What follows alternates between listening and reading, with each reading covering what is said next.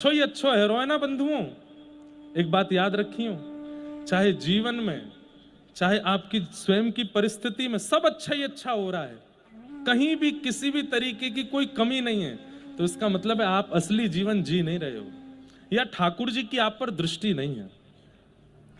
मैं हमेशा कथा में कहता हूं कि अगर कक्षा में बैठे हो तो आपके अध्यापक आपकी परीक्षा लेंगे। समझ रहे हैं बात को? अगर क्लासरूम में बैठे हो तो टीचर आपका बिना टेस्ट लिए छोड़ेगा नहीं। कभी भी किसी को भी उठा के पूछो, हाँ भाई खड़े हो जाओ, तुम क्या पढ़ते हो बताओ हमको। लेकिन जो बालक स्कूल जाता है लेकिन क्लास बंक करता है, उसकी कभी परीक्षा नहीं होती। ये संसार स्कूल है, संसार विद्यालय है। मैं और हम सब यहां पर विद्यार्थी के रूप में आए हैं। जो व्यक्ति इस संसार रूपी विद्यालय में केवल जी रहा है, सब खुश है, कोई दिक्कत नहीं है, समय से भोजन करता है, समय से सो लेता है, समय से उसका सब चल रहा है, दाना पानी भी बढ़िया चल रहा है, कोई दिक्कत नहीं है, कोई उससे रूठने वाला नहीं, कोई उसकी निंदा करने वाला नहीं, कोई उसके बारे में अनर्गल बोलने वाला नहीं, कोई उसको कुछ कष्ट देने वाला नहीं। तो इसका मतलब है कि वो अध्यापक की दृष्टि में नहीं है।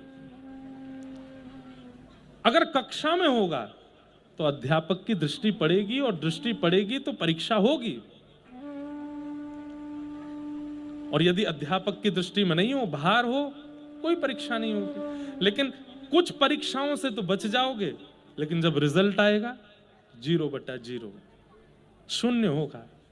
और ये शून्य जिनको आता है ना, संसार रूपी विद्यालयों में शून्य आता है तो आपको दोबारा मौका दिया जाता है। पर ये जो अपने स्कूल वाले विद्यालय, वहां शून्य आ जाए तो दोबारा मौका मिलता है, आप फिर से एक बार पढ़ लो इसी क्लास में। लेकिन संसार रूपी विद्यालय में जब शून्य आता है ना, ठाकुर जी मौका नहीं देते। फिर पुनरपि जननम पुनरपि मरणम पुनरपि जननी जठरे शयनम।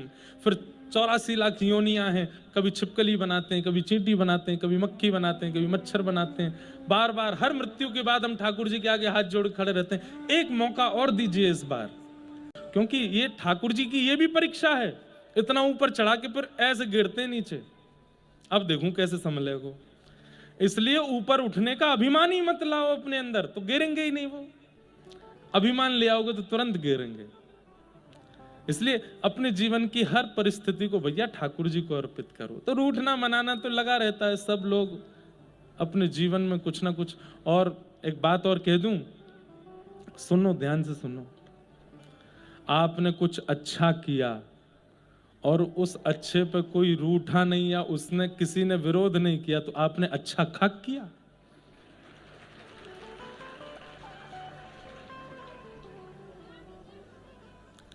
हमारे वृंदावन के पूज्य प्रेमानंद जी महाराज, कल पूरा परिकर आया उनका यहां पर।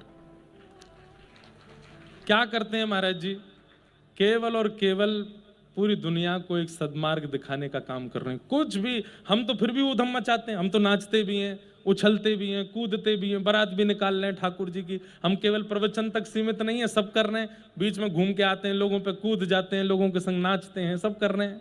महाराज जी तो कुछ भी नहीं करते, केवल अपने भवन से निकलते हैं, अपने स्थान पर जाते हैं, वहां बैठ करके बढ़िया सुंदर प्रवचन करते हैं, खूब सुंदर वाणी से कुछ सद्मार्ग दिखाते हैं। लोग उनको नहीं छोड़ते, उनको भी पीछे पड़े रहते हैं, उनके बारे में भी कुछ ना कुछ कहते रहते हैं।